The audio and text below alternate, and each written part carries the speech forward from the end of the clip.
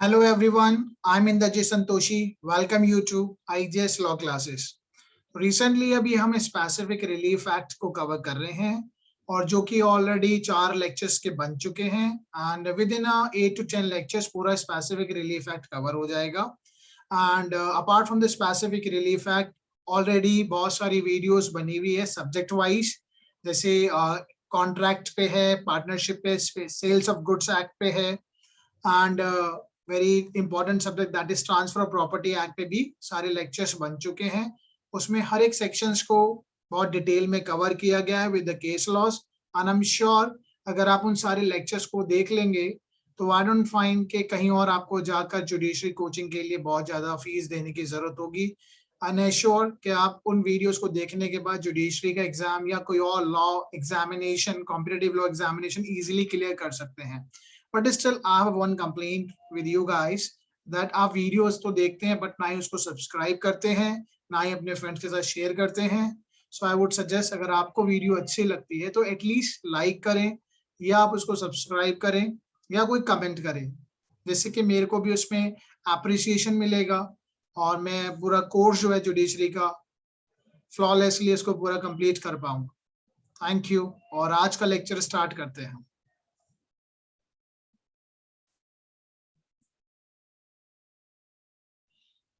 Okay तो हमने specific relief act का सेक्शन 20 तक तो हमने पढ़ लिया है. Specific relief act we have covered till section 20. Now उसी को हम आगे चलेंगे. तो आज के लेक्चर में हम कवर कर लेंगे सेक्शन 21, 22, 23, 24, 25 एंड पॉसिबल हुआ तो 26 भी कवर कर लेंगे. और इसके अलावा सेक्शन 20A, B, C, ये तो बहुत छोटे से सेक्शन है, ठीक है, ये हम कर लेंगे. तो अभी हम सेक्शन 21 की तरफ ही मूव करते हैं. सेक्शन 21 डील करता है कंपनसेशन को लेकर. कंपनसेशन पहले एक बार चलो मैं बता देता हूँ सारा, फिर उसके बाद हम डायरेक्ट से पढ़ लेंगे. कई जगह केस लॉस की जरूरत होगी, कई जगह केस लॉस की जरूरत नहीं है, लेकिन यहाँ से क्वेश्चंस बनते हैं, प्रैक्टिकल बहुत बनते हैं, एमसीक्यू में भी पूछे जा सकते हैं. तो ये सेक्शन 21 डील करता है power to award compensation in certain cases.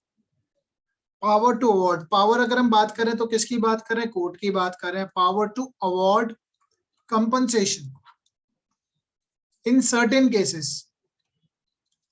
Certain cases, किन किन केसेस में हम कंपनसेशन देगी कोर्ट. तो फर्स्ट ऑफ ऑल अगर हम इसका 21 का 1 देखें, वहां लिखा है plaintiff may claim. Plaintiff claim कर सकता है, plaintiff may claim in addition to लिखा है व्हाट, प्लेंटिफ में क्लेम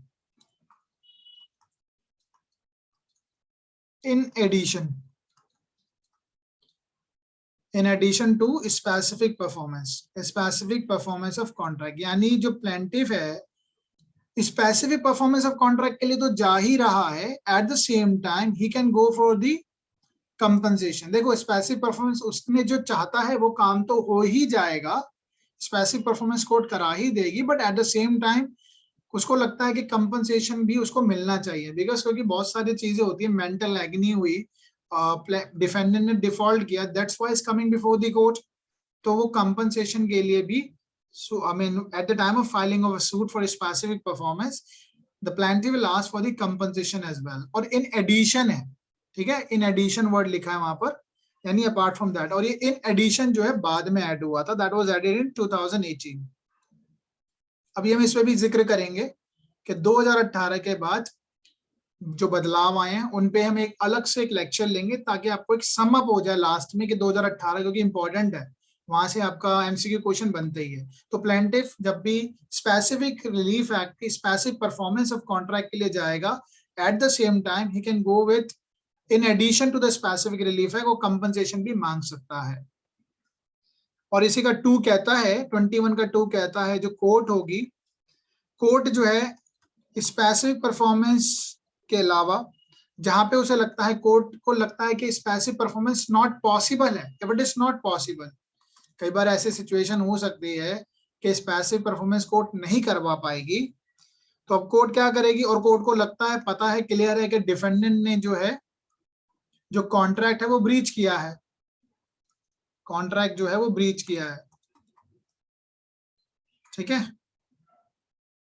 तो उसमें क्या करेगी कोर्ट, अब स्पेसिफिक परफॉर्मेंस तो हो नहीं पा रहा है, what the court will do, court can give a compensation, court shell award लिखा है, और आप थोड़ा फोकस रहिएगा, कभी भी जहाँ पे शैल आ जाता है और मे आता है तो उसको उसी हिसाब से इंटरप्रिटेट करना होता है। शैल है मीन द कोर्ट को मैंडेटरली यहाँ पर अवार्ड कंपनसेशन करना पड़ेगा, कंपनसेशन अवार्ड करना पड़ेगा, ठीक है, जहां पे वो नहीं करवा पा रही है, स्पेसिफिक परफॉर्मेंस नहीं हो पा रहा है, then only then the court can award a compensation. And the third is very important, ठीक है। थर्ड क्या कहता है, कई बार क्या होता है, कोर्ट स्पेसिफिक परफॉर्मेंस तो करा रही है, कोर्ट ने स्पेसिफिक परफॉर्मेंस ऑफ कॉन्ट्रैक्ट तो बिल्कुल करा रही है और हो भी पा रहा है, but at the same time court ये चाहती है कि सामने वाली पार्टी को कंपनसेशन भी दिया जाए, तो दोनों चीजों की बात करता है third, that means specific performance of contract plus compensation, तो दोनों चीजों की बात कर रहा है। न्याय तभी होगा जब उसको स्पेसिफिक परफॉर्मेंस भी दिया जाए, कंपनसेशन भी दिया जाए, तो थर्ड में जो हमने बात करी है, तो यहाँ पर दोनों चीजों को कवर किया है, ठीक है, स्पेसिफिक परफॉर्मेंस प्लस कंपनसेशन। यहाँ पर हमने क्या बात करी है थर्ड में, और टू में सिर्फ क्या मिलेगा, कंपनसेशन, क्यों, क्योंकि स्पेसिफिक परफॉर्मेंस नहीं हो पा रहा है। फर्स्ट में क्या है, प्लेंटिफ को कहा गया है कि अगर आप स्पेसिफिक परफॉर्मेंस के लिए जा रहे हैं तो at the same time you can go for in addition, आप कंपनसेशन भी मांग सकते हैं, ठीक है। अब अगर हम आगे चलते हैं, फोर्थ इसका जो पॉइंट है, section 21 sub section 4 that deals with, जब हम कंपनसेशन देने की बात आएगी, जब कंपनसेशन देने की बात आएगी तो कोर्ट के पास कोई गाइडिंग फैक्टर है, is there any guiding factor, how the court will determine कि वो कितना कंपनसेशन दिया जाए। Can you please tell me, is there any leading case laws with dealing with the compensation, कैसे दिया जाएगा, व्हाट आर द पैरामीटर्स। हाँ जी, Headley versus Baxendale, हाँ जी, वही है हेडले वर्सेस बैक्सेंडल, ठीक है। तो अगर आप लोगों को इसके बारे में और ज्यादा जानना है तो कॉन्ट्रैक्ट की वीडियोस हैं, हमने डिटेल में डिस्कस किया है, you can just go through with it, ठीक है। तो और as per section 73 of what, Indian contract act को आप देखेंगे, कोर्ट देखेगी, उसके हिसाब से देखा जाएगा, और लीडिंग केस है हेडले वर्सेस बैक्सेंडल, तो ये चीजों को ध्यान में रखा जाएगा, इस केस को भी ध्यान में रखते हुए कंपनसेशन दिया जाता है, गाइडलाइंस लेट डाउन है। And then the fifth one is 21 का जो फिफ्थ है, वहां लिखा है plaintiff has to claim compensation. Hadley versus क्या है, Hadley versus Baxendale, it is a case law, okay sir, ये केस लॉ है। पूर्णिमा आप कॉन्ट्रैक्ट की वीडियो देख लेना, 73 section 73, 74, 75 they all dealing with the compensation, ठीक है। ओके सर, तो वो बहुत इंपॉर्टेंट है, इसको तभी आपको समझ में आएगा, I am not repeating it here again, okay. So आगे जो है फिफ्थ में लिखा है प्लेंटिफ जो है हैज टू क्लेम कंपनसेशन, तो प्लेंटिफ को कंपनसेशन जाने के लिए क्लेम करना ही पड़ेगा, if you want to compensation that, आपको जब प्लेंट जब फाइल करते हैं तो प्लेंट में लिखना पड़ेगा, प्लेंट में ये चीज मेंशन होनी चाहिए कि मुझे कंपनसेशन भी चाहिए होगा, apart from specific relief act, then I would be required the compensation, or in case the court is unable to enforce the specific performance of a contract, तो मुझे उसमें आप compensation दिला देना, जैसे हमने 2 में पढ़ा कि specific performance of contract not possible, तो ये लिखना पड़ेगा प्लेंटिफ को। और इसमें लेकिन एक अच्छाई है, सेक्शन 21 में 5 में, अगर किसी भी कारणवश, देखो होता क्या है, जब हम प्लेंट फाइल करते हैं तो बहुत सारी चीजें हम इमीडिएटली नहीं लिख पाते हैं, एंड देयरफॉर इन सीपीसी के अंदर हमारे पास अमेंडमेंट का पॉसिबिलिटी है, हम बाद में अपनी प्लेंट में बदलाव कर सकते हैं, तो हम बदलाव के लिए हमारे पास ऑलरेडी सीपीसी में प्रोविजन है, order number 6 and rule number 17, बहुत ही इंपॉर्टेंट है, मेंस का क्वेश्चन बनता है, जो हम सीबीसी पढ़ेंगे डिटेल में बात करेंगे, ऑर्डर नंबर 6 रूल नंबर 17, जिसमें अमेंडमेंट की जा सकती है प्लेंट एट एनी स्टेज, ठीक है। पहले कुछ और था, अमेंडमेंट करके अब उसको एन स्टेज कर दिया गया, ठीक है। तो किसी भी स्टेज पे, बट ऐसा ना हो कि पूरा का पूरा nature of the suit he change हो जाए, ऐसा नहीं होगा। तो यहाँ पर हम क्या कर रहे हैं, कई बार प्लेंटिफ कंपनसेशन के बारे में जिक्र नहीं कर पाया था because he was willing to only go for the passive performance of the contract, perform कर दे सामने वाली पार्टी। तो कई बार ऐसा होता है बाद में प्लेंटिफ को लगता है यार ये तो पॉसिबल हो नहीं पाएगा, तो वो कंपनसेशन ही मांग ले, तो अमेंडमेंट कर किया जा सकता है, ठीक है। तो ये है चीजें। एंड अब जैसे इसको एग्जाम्पल से भी समझ लेते हैं, फिर उसका बैरक देख लेंगे। ए जो है, सपोज कीजिए बी को अपना घर बेचना चाहता है, ये इसका घर है, ये इसको घर बेचना चाहता है बी को, ठीक है। तो अगर ये घर बेचने से मना कर देता है, बी, ए जो है अपना घर बेचने से मना कर देता, तो बी क्या करेगा, what the B will do, B can approach the court, B court जाएगा, बी कोर्ट जाएगा और क्या कहेगा, तो ये क्या कर सकता है, देखो ये बी के फेवर की बातें कर रहा है, प्लेंटिफ मे क्लेम, अब देखो यहाँ पर लिखा है ना, बी कोर्ट जाएगा, बी क्या मांगेगा, plaintiff may claim in addition to specific performance, तो करवाएगा ही, ये बी कोर्ट में जाके कहेगा कि जनाब ए को दबाव डालिए कि ए अपना मकान मुझे बेचे, ठीक है, स्पेसिफिक परफॉर्मेंस ऑफ कॉन्ट्रैक्ट, लेकिन at the same time he can go for the compensation in addition to. टू क्या कहता है, कोर्ट जो है स्पेसिफिक परफॉर्मेंस अगर नहीं दे पा रहा है, अब वो क्यों नहीं दे पा रहा है कोर्ट, आप लॉजिक लगाइए, क्यों नहीं दे पा रहा होगा court, what could be the reason that the court is not able to compel A to perform specific performance. देखो सपोज कीजिए, इस एग्जांपल को समझते हैं, ए ने बी के साथ कॉन्ट्रैक्ट किया, मैं अपना मकान बेचूंगा, और लेकिन बाद में मना कर देता है, तो बी जाता है कोर्ट में कि जनाब आप ए को कहिए वो अपना मकान मुझे बेचे, ठीक है, क्योंकि ऑलरेडी ये मकान की सपोज कीजिए 10 लाख रुपए का मकान है, बी ने क्या करा है, बी ने ऑलरेडी इसको 2 लाख रुपए एज अ टोकन मनी दे दिया है, लेकिन ए ने क्या करा है, ए ने टोकन मनी तो ले लिया, लेकिन ए के मन में आ गया लालच, ए ने क्या करा, सी को मकान बेच दिया, बी को नहीं बेचा, सी को मकान बेच दिया, और वो कितने का बेच दिया, वो 15 लाख का बेच दिया। अब एक बात बताइए, अगर सी जो है एक बोनाफाइड परचेजर है, if the C is a bona fide purchaser, good faith में सी ने खरीदा है, और विदाउट नोटिस उसे नहीं पता कि ए और बी का ऑलरेडी कॉन्ट्रैक्ट हुआ है पहले कुछ, तो क्या कानून सी को प्रोटेक्ट करेगा या नहीं करेगा, तो क्या कोर्ट सी को, ए और सी के बीच में जो मकान बिक गया है, क्या कोर्ट उसको एनफोर्स करा पाएगा, the answer is no, because C is a bona fide purchaser and C is not having a notice, and it must be for value होनी चाहिए उसकी, कुछ वैल्यू मतलब कंसिडरेशन होना चाहिए, राइट। ये सारी चीजें हम कर चुके हैं, ये टीपीए से भी रिलेट हो रहा है, ये स्पेसिफिक रिलीफ से भी रिलेटेड है। तो इस सिचुएशन में कोर्ट जो है स्पेसिफिक परफॉर्मेंस नहीं कर पाएगा, नॉट पॉसिबल, क्योंकि सी को बेचा जा चुका है मकान, तो अब सी को बेचा जा चुका है, तो अब डिफेंडेंट के पास, बी के पास क्या ऑप्शन रह गया, B shall award, the court shall, B, अब कोर्ट क्या है, बी को अवार्ड दे देगा, that is in the form of compensation दे देगा। अब हम आगे के जो सेक्शंस लिखे हैं 22 से 24, इन सब में आप जानोगे धीरे धीरे बी के पास क्या क्या रिलीफ हो सकती है। बी ने 2 लाख रुपए दिए ना, बी ने 2 लाख रुपए, तो 2 लाख रुपए तो उसका ही पैसा हो गया, that is called Ernest money, ये तो अर्नेस्ट मनी हो गई ना जो डिपॉजिट करा है, लेकिन बी को इतनी यातना हुई, इतनी पीड़ा हुई है, उसके लिए तो कंपनसेशन चाहिए ना, तो कोर्ट तो आज के टाइम पे मेंटल एग्नी जो होती है उसके लिए भी पैसा देता है, तो दैट इज, ये तो इसकी अर्नेस्ट मनी है, वापिस आ रही है 2 लाख रुपए, बट आगे के सेक्शंस में हम देखेंगे, आई मीन 2 लाख के अलावा यहाँ पर कोर्ट उसको कंपनसेशन भी देगा, 2 लाख की बात आगे वाले सेक्शंस में है, जो रिटर्न ऑफ डिपॉजिटिंग मनी, ठीक है, समझ में आ गया होगा आई गेस ये सब।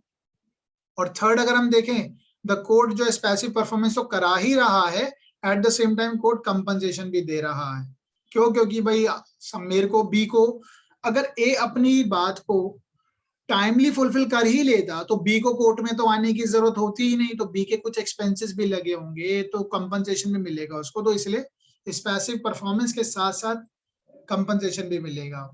फोर्थ में मैंने आपको बता ही दिया, कंपनसेशन डिटरमाइन करते हुए सेक्शन 73 को, इंडियन कॉन्ट्रैक्ट एक्ट को देखेंगे, और हेडले बैक्सेंडल एक गाइडिंग केस लॉज है, वो चीज निर्धारित करेगा कि कैसे कंपनसेशन दिया जाएगा, सारे फैक्ट्स एंड सर्कमस्टेंसेस को देखते हुए, ठीक है।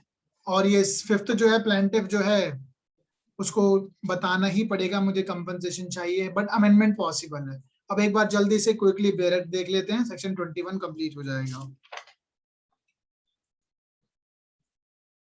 Now the section 21, power to award compensation in certain cases, power to award compensation in certain cases। तो इसके सबसेक्शन 5 हैं, पढ़ते हैं वन बाय वन।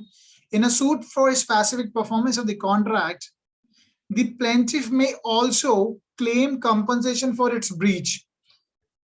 ठीक है, यानी ए ने ब्रीच किया, इसलिए वो जो है प्लेंटिफ यानी बी कोर्ट में जा रहा है, तो वो कंपनसेशन मांगेगा in addition to such performance के अलावा को। वो तो ये तो चाह ही रहा है कि परफॉर्म किया जाए, उसके अलावा कंपनसेशन भी वो मांगेगा। If in any suit the court decides that the specific performance ought not to be granted, नहीं दिया जाना चाहिए। क्यों नहीं दिया जाना चाहिए? क्योंकि सी भी आ चुका है पिक्चर में, ए ने प्रॉपर्टी सी को बेच दी है, इसलिए कोर्ट को लगता है कि भाई ये तो पॉसिबल नहीं है। But that there is a contract, लेकिन कॉन्ट्रैक्ट तो अभी भी था between the parties here means A और बी के बीच में कॉन्ट्रैक्ट तो था, which has been broken by the defendant, यानी ए ने कॉन्ट्रैक्ट को ब्रीच किया है, तोड़ दिया है, and that the plaintiff is entitled to compensation for that breach। Court को लगता है कि वो entitled है plaintiff, जिसको compensation मिलना चाहिए because of the breach by the defendant। It shall award, अब यहाँ लिखा word shall, यानी court is also bound to award him a compensation। ये जो एक्ट है आप जानते हैं इक्विटी पे आधारित है, न्याय होना चाहिए, तो इसलिए न्याय देने के लिए कोर्ट अगर स्पेसिफिक परफॉर्मेंस नहीं करवा पा रही है तो कंपनसेशन दे देगी। Now the third one is, if any such suit the court decides that specific performance ought to be granted, अब कोर्ट खुद कह रही है कि हाँ भाई स्पेसिफिक परफॉर्मेंस तो किया जाना चाहिए और वो भी जाएगा, but that is not sufficient, लेकिन अपने आप में स्पेसिफिक परफॉर्मेंस उचित नहीं है, not sufficient to satisfy the justice, न्याय नहीं होगा सिर्फ इतनी बात करा देने से कि ए को ये कह दिया जाए मकान बेचो बी को, इतनी बात से जस्टिस नहीं मिल रहा है। क्यों? क्योंकि बी को तो इतनी प्रॉब्लम हुई।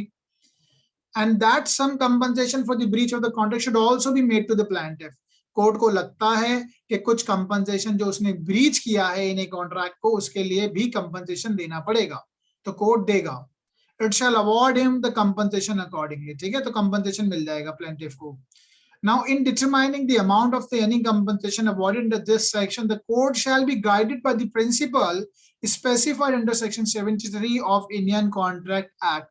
तो सेक्शन 73 के तहत जब भी कोर्ट अवार्ड करेगी कंपनसेशन 73 को देखते हुए समझते हुए करेगी, और हेडले वर्सेस बैक्सेंडल को भी ध्यान में रखेंगी, और अपार्ट फ्रॉम दैट जो भी और लीडिंग केस लॉज रहे हैं उनको ध्यान में रखते हुए।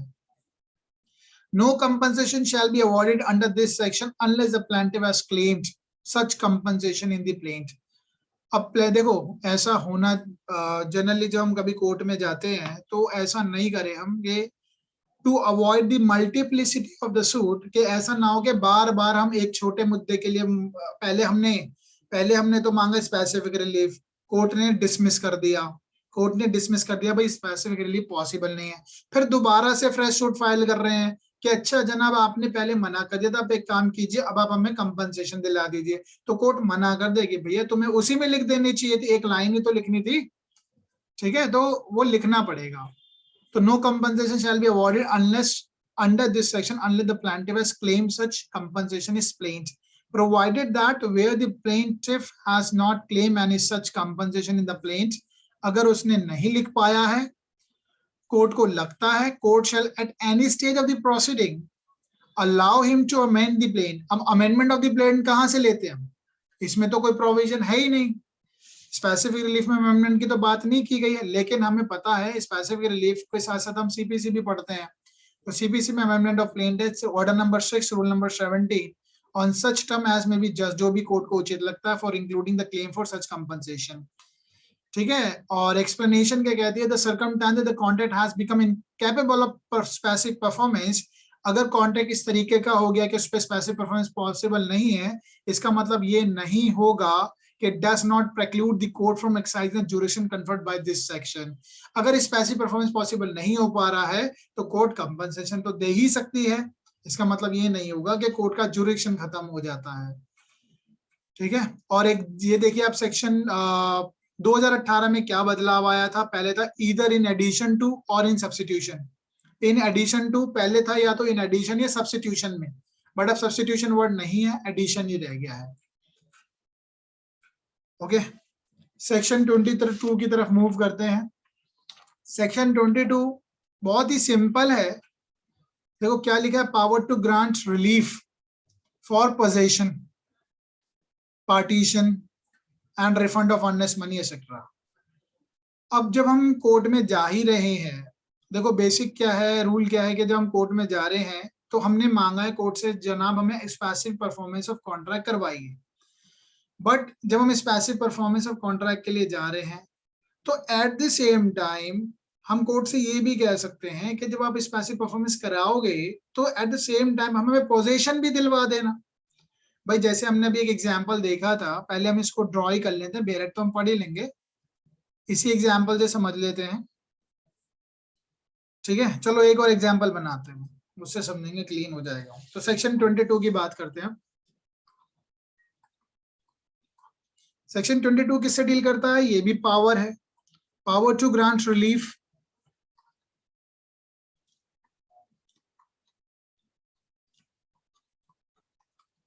For possession. भाई कब्जा मिल जाए, बढ़िया है।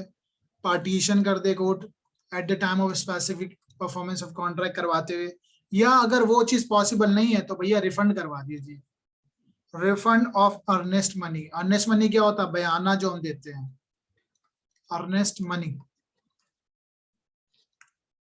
एसेट्रा। ये हमारा हो गया बेरेक्ट, इसकी लैंग्वेज का टाइटल हो गया, मार्जिनल हेडिंग हो गई। ये क्या कहता है, फर्स्ट ऑफ ऑल ये जो सेक्शन है only applying to the immovable property पे ही अप्लाई होता है, ओनली टू इमूवेबल प्रॉपर्टी पे ही अप्लाई होगा।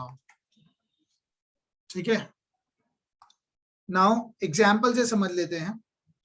ए ने बी के साथ कॉन्ट्रैक्ट किया है for the sale of his house. ठीक है, अपना घर बेचने की बात करी है कि मैं आपको अपना घर बेचूंगा। अब जब ये लेकिन ए बाद में अगर मना कर देता है तो बी पैसिव परफॉर्मेंस के लिए तो जा ही सकता है, B can go for passive performance of the contract. Court में जाएगा, ए के खिलाफ केस को दबाव डाला जाए कि ए अपना मकान मेरे को बेचे, ठीक है, बी को परफॉर्म करे, अपने कॉन्ट्रैक्ट को फुलफिल करे। At the same time what B can do, B उसी प्लेंट में, उसी सूट में ये भी लिखेगा कि आप मुझे apart from specific performance of the contract के अलावा जनाब पोजीशन भी दिलवा देना, राइट, पोजीशन दिलवा देना, यानी क्या करवा देना, 2A करवा देना, 22A सॉरी, 22A को परफॉर्म भी करवा देना, जिसमें पोजीशन की बात है, पार्टीशन हो सकता है या सेपरेट पोजीशन। ठीक है, तो ये लिखा है 22A में। 22A में क्या क्या चीजें लिखी है, स्पेसिफिक परफॉर्मेंस के साथ साथ, स्पेसिफिक परफॉर्मेंस ऑफ कॉन्ट्रैक्ट के साथ साथ आप पोजीशन दिलवा दीजिए या पार्टीशन करवा दीजिए या सेपरेट पोजीशन दिलवा दिए, तो तीनों में से कोई भी रेमेडी अलग से मिल सकती है apart from specific performance of a contract.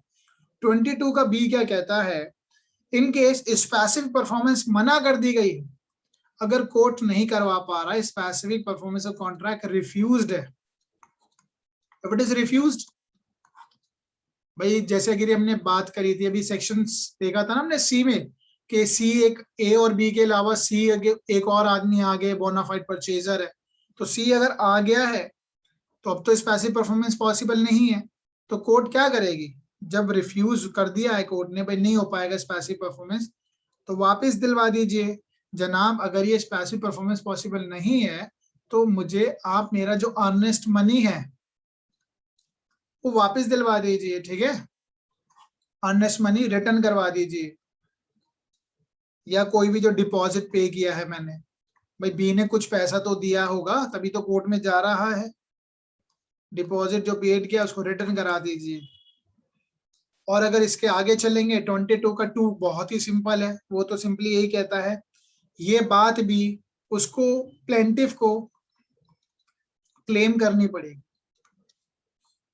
Unless specifically claimed, specifically claimed करना पड़ेगा प्लेंटिफ को। लेकिन अगर किसी कारणवश अगर वो टाइमली क्लेम नहीं कर पाया तो अमेंडमेंट हो जाएगा, that is 6 order number 6 rule number 17। Amendment भी पॉसिबल है प्रोवाइडेड अमेंडमेंट, ठीक है, अमेंड हो जाएगा। थर्ड क्या कहता है इसी का, थर्ड क्या कहता है 22 का 3, इट सेज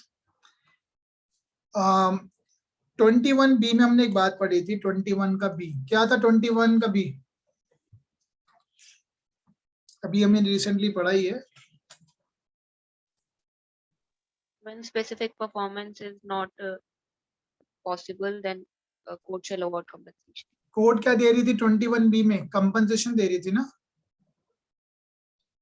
तो वहां लिखा है भाई कंपनसेशन दिया जाएगा 21 बी में अगर वो स्पेसिफिक परफॉर्मेंस नहीं दे पा रही है। तो ये जो कंपनसेशन है ना, ये इन एडिशन है, ऐसा नहीं होगा कि बी ये कहता है, ए कहता है जनाब मैं इसका पैसा वापस कर देता हूं। हमने कितने की 2 लाख की बात करी थी ना अर्नेस्ट मनी।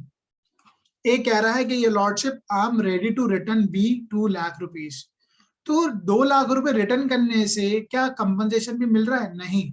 तो ऐसा हो सकता है कोर्ट 2 लाख रुपए तो किस चीज के दे रही है, उसका अर्नेस्ट मनी रिटर्न कर रही है, रिटर्न ऑफ अर्नेस्ट मनी। भाई 2 लाख वापिस आ गए, लेकिन इसके साथ साथ क्या पता कोर्ट 50,000 रुपए कंपनसेशन भी दे तो 2.5 लाख रुपए बनता है यहाँ पे, ठीक है। यही लिखा है 3 में। अब एक बार हम बेरेक्ट खोलेंगे तो समझ में आ ही जाएगा आप सबको, बहुत सिंपल हो जाता है। अब समझिएगा इसको, ठीक है। पहले मैं बेरेक्ट पढ़ाता तो इतना समझ में नहीं आता। Let's see, power to grant relief for the possession partition refund of earnest money. ये सारे जो कुछ प्रोविजन, इनका पीछे एक ऑब्जेक्टिव है। ऑब्जेक्टिव क्या है? To avoid the multiplicity of the suit. मान के चलो कोर्ट ने आज आपको स्पेसिफिक परफॉर्मेंस दे भी दिया, बी को ए को दबाव डाल दे के हाँ मकान बेचा जाए, तो ए ने मकान बेच भी दिया, लेकिन पोजीशन भी तो दो, तो उसके लिए क्या फ्रेश सूट फाइल होगा? Answer is no. बेटर है कि इसी में सब चीज मांग ली जाए, ठीक है। जब हम पढ़ेंगे ना रेस जुडिकाटा, तो रेस जुडिकाटा में आप एक चीज और देखेंगे, एक कंस्ट्रक्टिव रेस जुडिकाटा का भी प्रिंसिपल होता है। Whenever you approaching to the court, आप कोर्ट के सामने जब आते हैं ना, तो कोर्ट में जितनी मैक्सिमम चीजें हो एक ही सूट में लिख देनी चाहिए। Whatever the relief you are asking from the court, that should be compiled in a one plaint only, so that you can avoid the multiplicity of the suit। Bar bar suit दावे ना डालने पड़े, तो उन चीजों को ध्यान में रखा जाता है। पढ़िए इसको आप। Notwithstanding anything to the contrary contained in the CPC में जो लिखा है उसके अलावा, any person suing for specific performance of the contract, कोई भी इंसान जो specific performance के लिए जा रहा है for the transfer of immovable property, देखो मैंने आपको बताया immovable property पे अप्लाई होगा, may in appropriate case ask for, क्या क्या मांग सकता है कोर्ट से apart from specific performance of the contract, यानी उसने सूट जो फाइल किया होगा वो स्पेसिफिक परफॉर्मेंस के लिए है, उसके अलावा वो क्या मांगेगा? रिलीफ। और क्या मांग सकता है? पोजीशन पार्टीशन, कि जनाब आप मुझे स्पेसिफिक परफॉर्मेंस तो करवाओगे ही, at the same time partition भी दिलवाना, and separate possession of the property in addition to such performance, ठीक है। एंड एनी अदर रिलीफ, कुछ और relief which to which he may be entitled, including the refund of earnest money। अगर कोई और relief भी मांग सकता है apart from all this stated above, जो ऊपर लिखा है 22 के ए में, उसके अलावा कुछ और भी मांग सकता है, और जिसमें वो अर्नेस्ट मनी मांग सकता है। और लेकिन अर्नेस्ट मनी कब वापस मांगेगा? वो आगे लिखा है, जब स्पेसिफिक परफॉर्मेंस मना कर दिया गया होगा, not possible. Refund of earnest money और डिपॉजिट पेड और made by him in case his claim for specific performance is refused, अगर वो रिफ्यूज कर दिया गया है। ऐसा नहीं हो सकता कि कोर्ट अर्नेस्ट मनी भी वापस कर दे और परफॉर्मेंस भी करवा दे, ऐसा कभी नहीं हो सकता, ठीक है। क्योंकि इक्विटी करना है, कोर्ट को भी न्याय करना, ऐसा नहीं होता कि भाई किसी के साथ बहुत जस्टिस कर दे, किसी के साथ बिल्कुल अन्याय कर दे, ऐसा नहीं होगा। अभी हम इसको पढ़ेंगे भी आगे, एक कॉन्सेप्ट है जहाँ इक्विटी की बात की गई है। आगे अगर हम देखेंगे ना, सेक्शन 30 होगा आई गेस,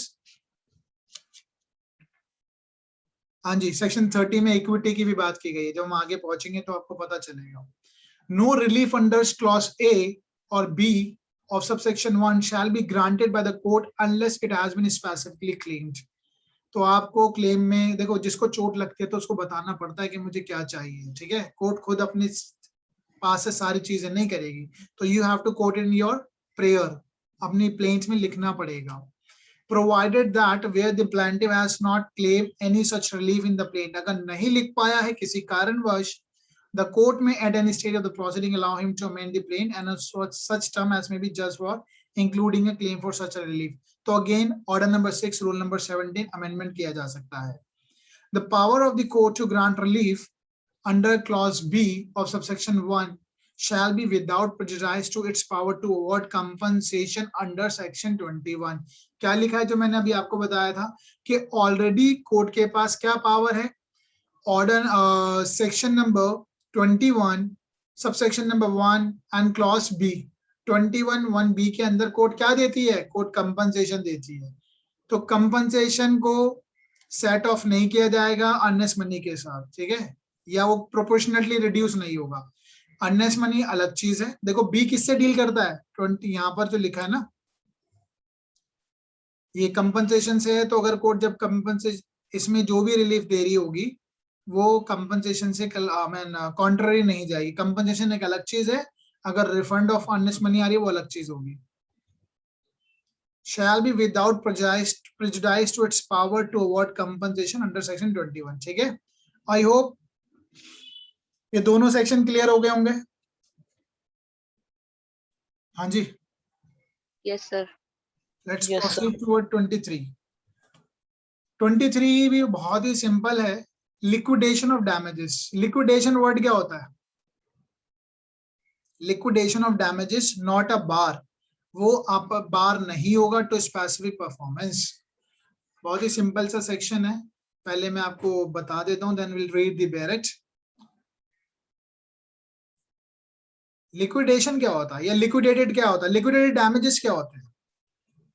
तो जो कॉन्ट्रैक्ट में ऑलरेडी हाँ जी, कॉन्ट्रैक्ट में लिखा हुआ है कि अगर इन द केस ऑफ ब्रीच तो दिस मतलब अमाउंट दिया जाएगा कुछ। एग्जैक्टली। तो सेक्शन 23 को हम पहले समझते हैं, उसके साथ साथ कुछ लीगल टर्मिनोलॉजीज हैं, आई एम श्योर आप सबको आती ही हैं, वो फिर भी एक बार देख लेंगे। तो ये सेक्शन 20 डील करता है लिक्विडेशन ऑफ डैमेजेस।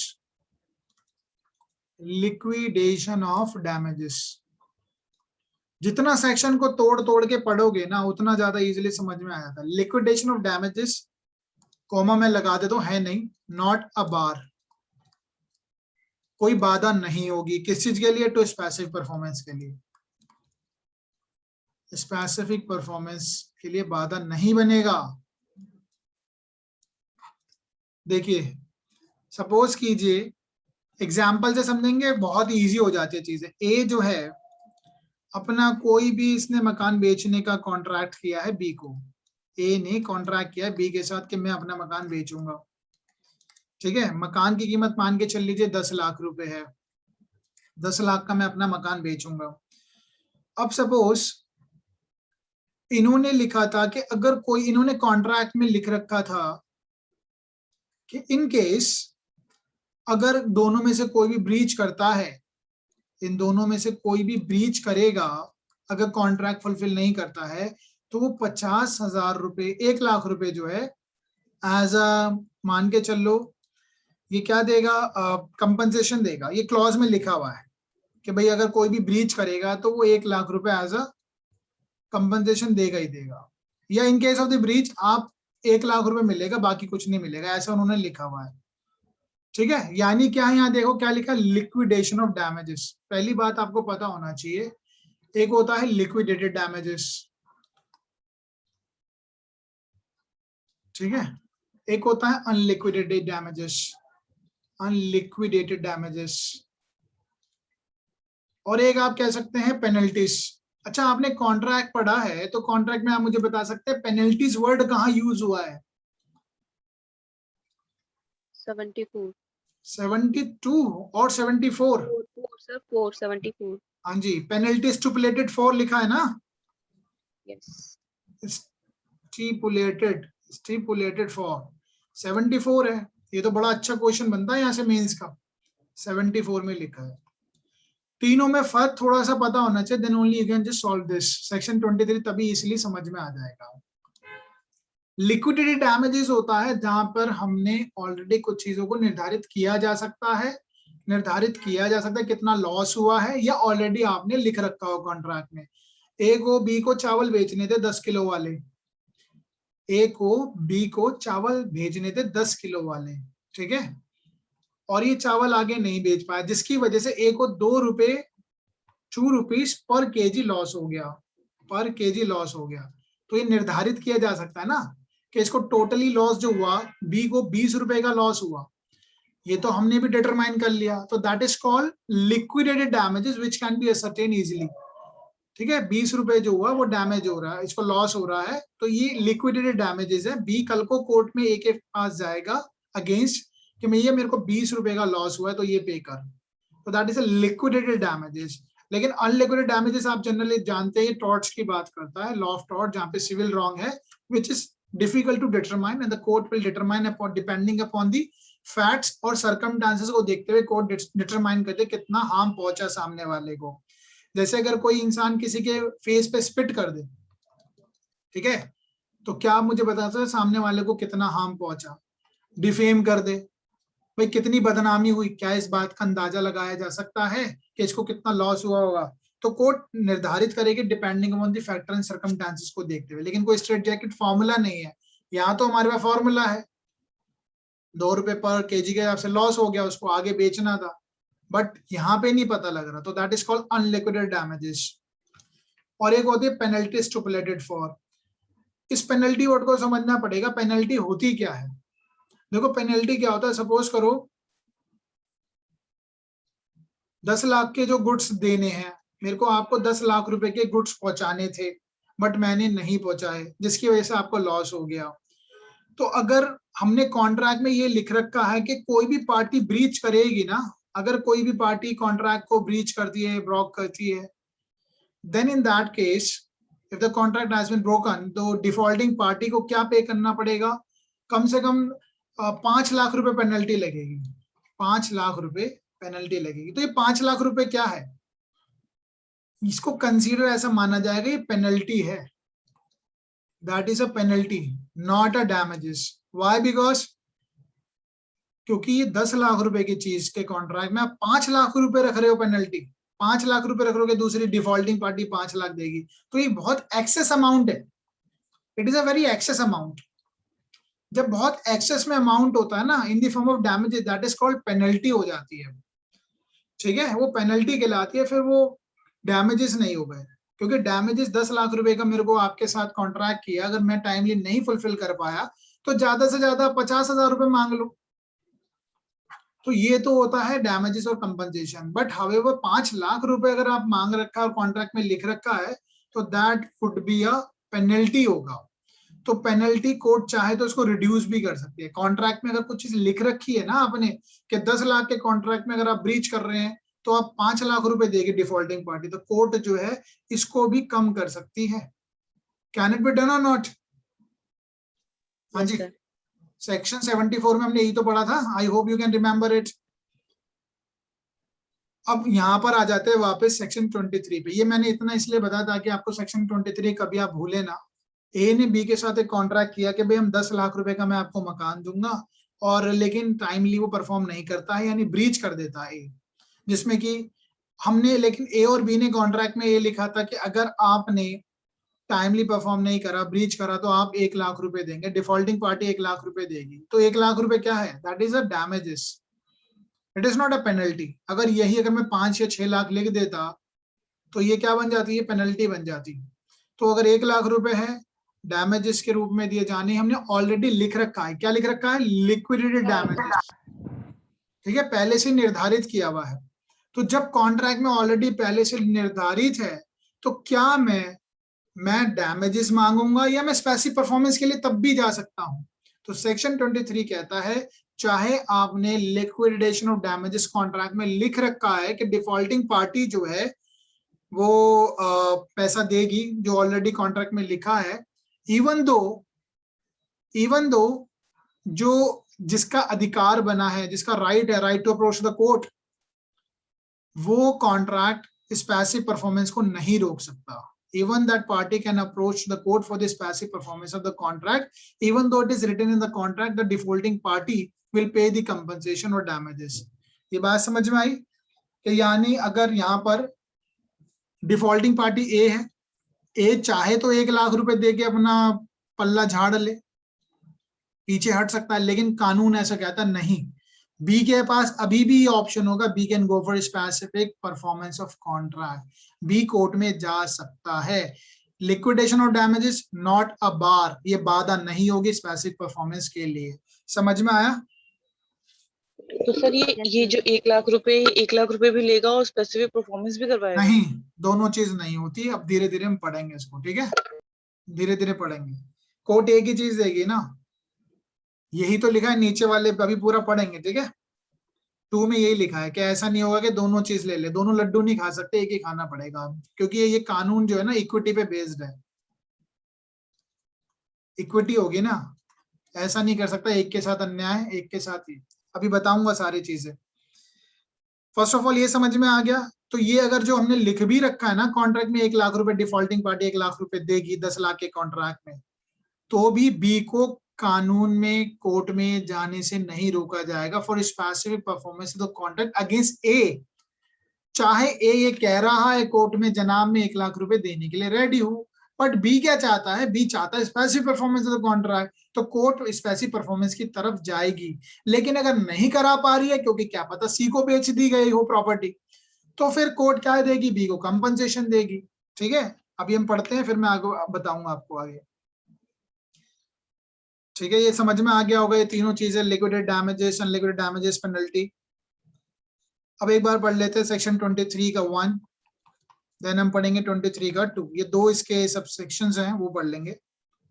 तो बी अगर कॉन्ट्रैक्ट ब्रीच करता है और कहता है कि भाई 50,000 1 लाख रुपए ले लीजिए, हमें कोई भी जो डिफॉल्टिंग पार्टी है वो कहता है मैं 1 लाख रुपए देने के लिए रेडी हूं, तब भी जो है बी कोर्ट में जा सकता है for the specific performance of the contract. ठीक है, और चलो डायरेक्टली पढ़ते हैं. और जो भी हर्षना आपका क्वेश्चन है वो 2 में लिखा है, 23 के 2 में, उसका आंसर आपको मैं दिखाई देता हूं. अब देखिए, liquidation of damage not a bar to specific performance a contract otherwise proper. वैसे तो सबको ठीक है, टू बी स्पेसिफिकली परफॉर्म किया जाएगा.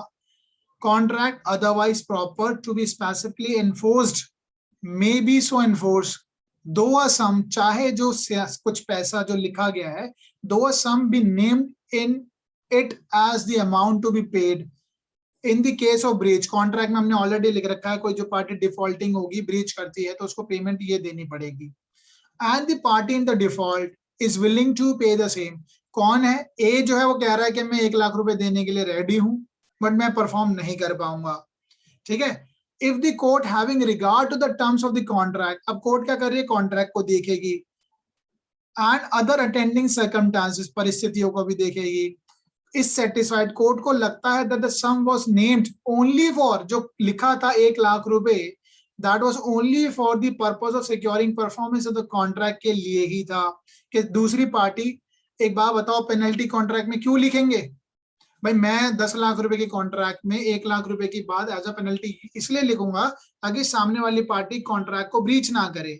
That is my main purpose. अब कोर्ट को भी ये पता लग गया, हाँ भाई, कि दोनों पार्टी के बीच में ये इंटेंशन रही है कि the contract must be performed. तो कोर्ट जो होगी वो कॉन्ट्रैक्ट को परफॉर्म कराना चाहेगी और करवाएगी.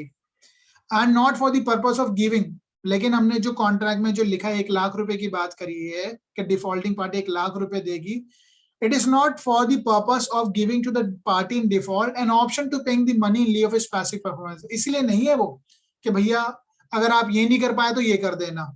That should not be the object of contract. Contract के terms से ये reflect हो रहा है कि दोनों party always willing to perform is part of the contract. ठीक है, and that is for the जो penalty लिखी गई है, जो हमें damages लिखे गए हैं, that is for the purpose कि contract किसी तरीके से भी perform किया जाए. That should be the object. और अगर दूसरी पार्टी डिफॉल्ट करती है तो वो ये नहीं कह सकती मैं तो पेनल्टी देने के लिए, डैमेजेस देने के लिए रेडी हूँ, वो ले लो, परफॉर्मेंस मत कराओ मुझसे. तो कोर्ट लिखने के बाद भी, कॉन्ट्रैक्ट में इतना कुछ होने के बाद भी, कोर्ट जो है परफॉर्मेंस करवाएगी ऐसे कि भैया मकान बेचो, 1 लाख रुपए नहीं चाहिए उसको। अब पढ़िए 23 का 2, when enforcing specific performance under this section, जब एनफोर्स कराया जाएगा, व्हेन एनफोर्सिंग स्पेसिफिक रिलीफ, जबकि स्पेसिफिक परफॉर्मेंस कराया जा रहा है, यानी ए को कहा जा रहा है भाई साहब हमें 1 लाख रुपए नहीं चाहिए, आप बी को उसको मकान बेचिए, यानी एनफोर्स हो रहा है। द कोर्ट शैल नॉट, ठीक है, underline this word, the court shall not also decree payment of sum of the sums named in the contract. तो कोर्ट जो है वो 1 लाख रुपए नहीं दिलवाएगी, ठीक है, समझ में आ गया। क्योंकि देखो यहाँ पर क्या है, वो भी तो विलिंग है, ए भी कह रहा ठीक है हाँ जो कॉन्ट्रैक्ट में लिखा मैं वो देने के लिए रेडी हूं, लेकिन उसके कहने से, कॉन्ट्रैक्ट में लिख देने से बी के उस अधिकार को वंचित नहीं किया जा सकता जहां पे उस स्पेसिफिक परफॉर्मेंस के लिए जा रहा है, ठीक है। और एट द सेम टाइम अगर बी जा रहा है स्पेसिफिक परफॉर्मेंस के लिए और वो विलिंग भी है ए कि मैं पैसा दे देता हूँ, 1 लाख रुपए मैं दे देता हूँ ताकि मैं कॉन्ट्रैक्ट परफॉर्म ना करूं, और तो दोनों चीजें साथ नहीं हो सकती कि भैया कोर्ट उसको परफॉर्मेंस भी करवा ले और 1 लाख रुपए भी दे दे बी को, दैट इज नॉट पॉसिबल, ठीक है। आई होप समझ में आ गया होगा 23। हाँ जी, Yes, sir. 23 is clear.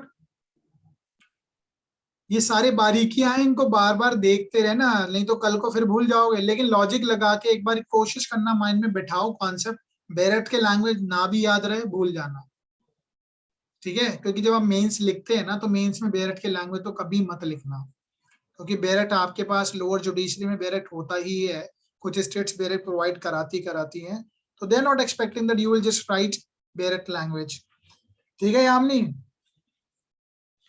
जब हम मेंस लिखेंगे ना अभी एमपी का, तो बेरेट के लैंग्वेज मत लिखना, बिल्कुल अपनी भाषा में लिखना, सिंपल एंड सोबर। तो वैसे भी 24, एमपी में बेरेट मीन्स में नहीं देते हैं, मैंने कुछ पढ़ा नहीं है। हाँ जहाँ जहाँ नहीं मिलते वहां तो देखो अच्छा ही है, लेकिन जहाँ मिलते हैं वहां मत करना ही गड़बड़। Now 24 bar of the suit for compensation for breach after dismissal of the suit for specific performance। क्या लिखा है, वर्ड से पता लग रहा है, bar of suit for compensation. मैंने आपको ये बताया था कि भाई जब आप कोर्ट में सूट फाइल करते हैं तो उसी वक्त दोनों तीनों चीज, जितनी चीजें मांग सकते हो कोर्ट से मांग लीजिए, ठीक है, just to avoid the multiplicity of the suit, के बार बार सूट फाइल ना करना पड़े। तो इसलिए यहाँ पे लिखा है bar of the suit for compensation for breach. अगर कॉन्ट्रैक्ट ब्रीच हुआ तो आप कंपनसेशन के लिए नहीं जा सकते। कब, सिचुएशन भी after the dismissal of the suit for specific performance. अगर आपने पहले कोर्ट में आपने सूट फाइल करा, भाई सब हमें स्पेसिफिक परफॉर्मेंस ऑफ कॉन्ट्रैक्ट करवाना है बी से, ठीक है, या बी जाएगा ए के खिलाफ कि मुझे स्पेसिफिक परफॉर्मेंस कराना, लेकिन कोर्ट ने डिसमिस कर दिया, ठीक है। वाई डिसमिस कर दिया, क्योंकि you are yourself is not a honest person. क्योंकि अगर हमने स्पेसिफिक रिलीफ को पीछे की तरफ जाएंगे, जो कोर्ट में आता है, come court with a clean hand, ठीक है, whosoever is coming before the court come with a clean hand, whosoever is seeking equity must do equity। तो अगर बी जो है, बी की भी तो ये विलिंगनेस होना चाहिए ना। सेक्शन 16 में क्या लिखा है, सेक्शन 16 इसी बारे में तो बात करता है कि अगर बी कोर्ट में आ रहा है स्पेसिफिक परफॉर्मेंस के लिए, is also ready and willingness to perform as part of contract. वो अपना भी तो परफॉर्म करने के लिए विलिंग होना चाहिए ना बी, कि हाँ मेरे पास 10 लाख रुपए रेडी हैं, मैंने 1 लाख रुपए तो आपको बयाना दे चुका हूँ, मेरे पास 9 लाख रुपए भी रेडी थे और मैं हमेशा परफॉर्म करना चाहता हूँ। तो अगर कोर्ट को लगता है कि अपने आप में कोर्ट ने सूट जो स्पेसिफिक परफॉर्मेंस बी का डिसमिस कर दिया है, later on B can not file a suit again for the compensation. इसलिए कहा गया था, पहले आपने पढ़ा था कि जब भी हम सूट स्पेसिफिक परफॉर्मेंस के लिए जाते हैं तो इन एडिशन कंपनसेशन भी उसी सूट में मांग लो, you can not file a fresh suit for the same, ठीक है। तो अब देखो बड़ा सिंपल सा है, the dismissal of the suit for specific performance the contract और part thereof shall bar the plaintiff's right to sue for the compensation। क्या रोकता है, shall bar the plaintiff's right to sue for the compensation for the breach of such contract the part as the case may be, but shall not bar। वो किस चीज के लिए रोक रहा है कि आप दोबारा सूट कंपनसेशन के लिए नहीं जा सकते, क्योंकि आपको उसी सूट में कर देना चाहिए था। लेकिन क्या नहीं रोकेगा, but shall not bar his right to sue, मुकदमा करने का जो भी उसका अधिकार होगा, for any other relief to which he may be entitled. कोई और रिलीफ हो उसके लिए तो जा सकता है, लेकिन कंपनसेशन के लिए वो नहीं जा सकता। और इसका जो पर्पस है that is for the to avoid the multiplicity of the suit. अच्छा, कोई और क्या हो सकता है भाई, एक बार बताओ, कोर्ट ने क्या डिसमिस कर दिया? कोर्ट ने डिसमिस क्या करा है? Suit for specific performance dismiss किया है ना 24 में। और कोर्ट क्या मना कर रहा है, लॉ क्या मना कर रहा है? जब एक बार सूट डिसमिस हो गया है आपका, तो आप क्या नहीं कर सकते? You can not go for what? Compensation. But for what you can go for the in the court?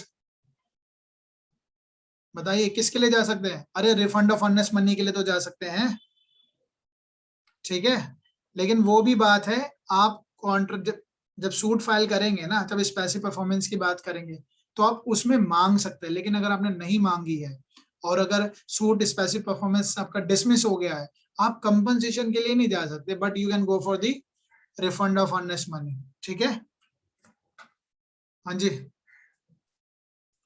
समझ में आ गया यहाँ तक 24 तक?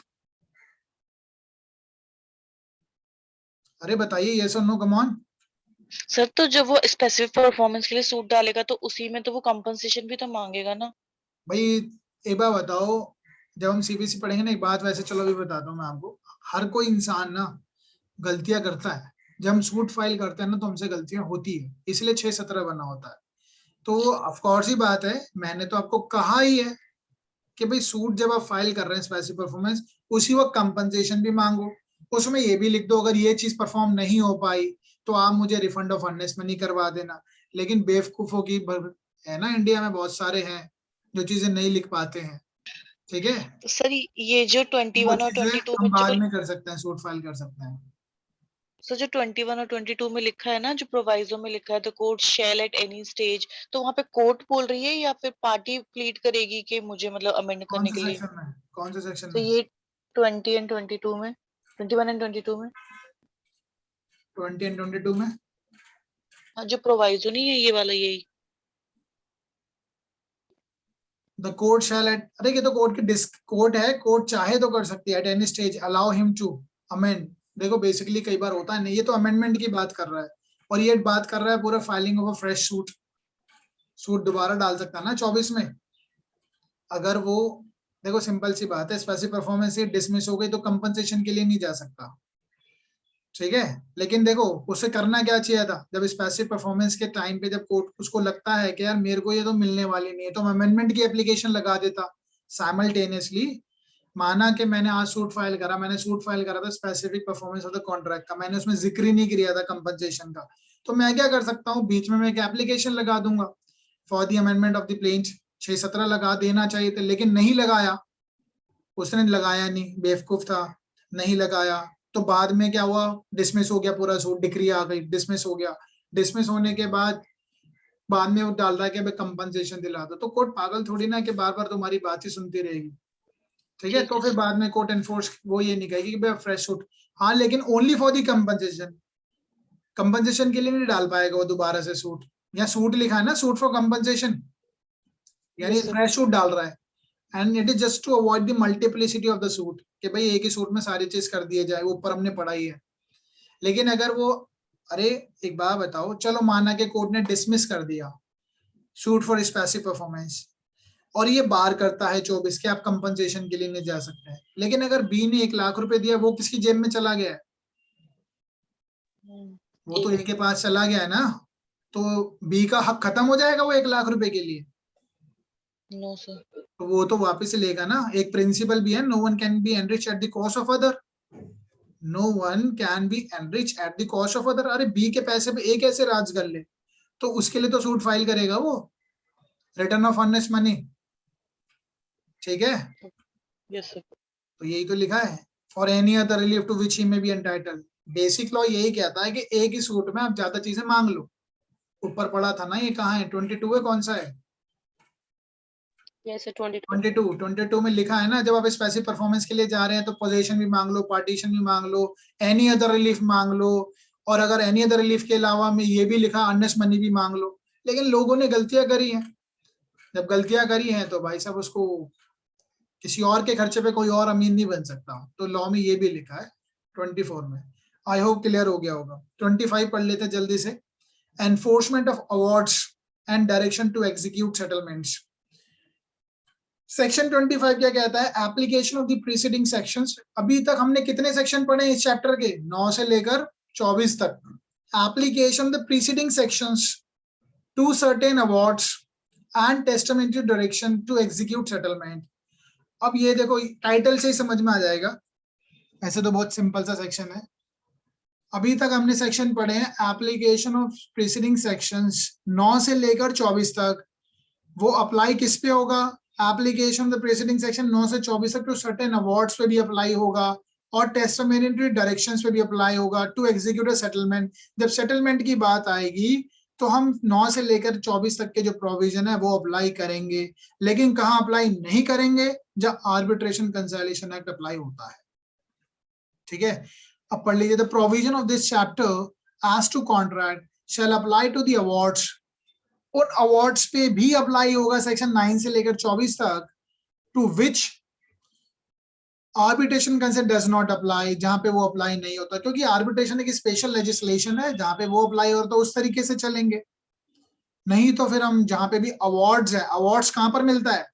ये जो अवार्ड वर्ड यूज हुआ है किस लिए यूज हुआ है? What do you mean by awards? Award होता है जो क्वासी जुडिशियल बॉडीज होती हैं वो डिसीजन देती हैं, उनको अवार्ड्स बोलते हैं, डिक्री नहीं बोलते ना, जजमेंट बोलते हैं। That is called awards. तो उन अवार्ड्स में 9 से लेकर 24 तक अप्लाई हो जाएगा, बट जहां पे आर्बिट्रेशन कंसोलिडेशन एक्ट अप्लाई हो रहा वहां ये नहीं अप्लाई होंगे, क्योंकि वो स्पेशल लेजिस्लेशन है, उस तरीके से वो चलेगा। एंड द डायरेक्शन, और किन चीजों के डायरेक्शन? जहाँ सेटलमेंट की बात आई कि डायरेक्शंस को लेकर in case of the will और codicil to execute a particular settlement. अच्छा, ये होता है क्या विल और कॉडिसल? विल तो पता ही है, विल तो इंटरस्टेट है। अगर कोई इंसान दो तरीके से या तो वसीयत बना के जाता है या बिगर वसीयत बना के जाता है। जब बिगर वसीयत के जाएगा तो सक्सेशन चलता है, और अदरवाइज वसीयत बना के गया तो वसीयत के हिसाब से चलेगी, चीजें सेटल होंगी। ठीक है, तो वसीयत के हिसाब से अगर चलेगा तो इंडियन सक्सेशन एक्ट चल जाएगा 1925, उस हिसाब से विल का उसमें जिक्र भी लिखा है। तो विल को हमें प्रोबेट करानी पड़ती है। ठीक है, विल को प्रोबेट कराएंगे तो जाके विल के हिसाब से चीजों को सेटल किया जाएगा। और कॉडिसाइल क्या होता है? सर जब विल में कुछ चेंज करना होता है तो हाँ इट जी, is done by the way of codicil. देखो बेसिकली बहुत बढ़िया बताया आपने। कॉडिसाइल क्या होता है? जरूरी नहीं है कि, देखो एक चीज आप समझोगे। अच्छा, एक विल मैंने बनाई 1 जनवरी 2021 को, एक विल बनाई मैंने 1 जनवरी 2022 को मैं बनाऊंगा बनाऊंगा तो चलो छोड़ो, 1 जुलाई 2021 को बना के मैं गया हूँ, तो मेरी कौन सी विल अप्लाई होगी? वैलिड कौन सी होगी विल? सर ये इस पर सेकंड दो व्यूज हैं, वैसे कहते हैं जनरली सेकंड इन टाइम, लेकिन इस पर भी अभी एक सर्टेन व्यू नहीं आया है। लेकिन लेटेस्ट इन टाइम, हमेशा लेटेस्ट इन टाइम। अरे जीते जीते मैं अपनी 10 विल बना लूं, लेकिन जो लेटेस्ट है वो वैलिड होती है, बशर्ते ऑफ कोर्स ही बात है भाई, विल को साबित भी तो करना पड़ेगा।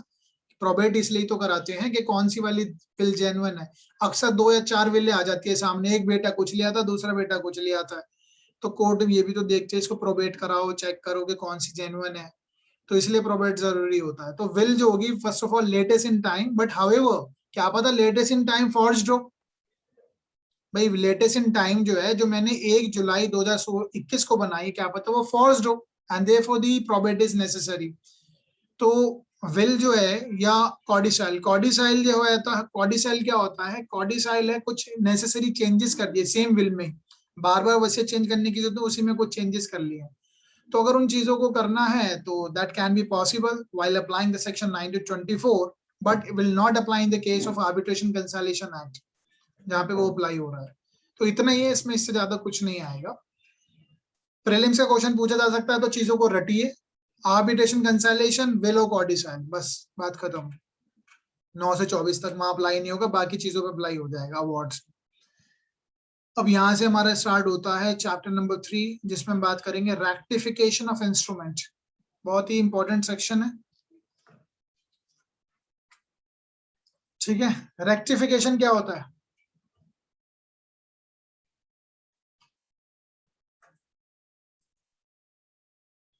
हाँ जी, what is rectification? Correct the error. हाँ जी, कुछ चीजों को सही कर देना। चैप्टर नंबर 3, इसमें हम सेक्शन कवर कर रहे हैं सेक्शन 26। एक ही सेक्शन है बहुत अच्छा, इंटरेस्टिंग सेक्शन है, इंपॉर्टेंट भी है, रेक्टिफिकेशन ऑफ इंस्ट्रूमेंट।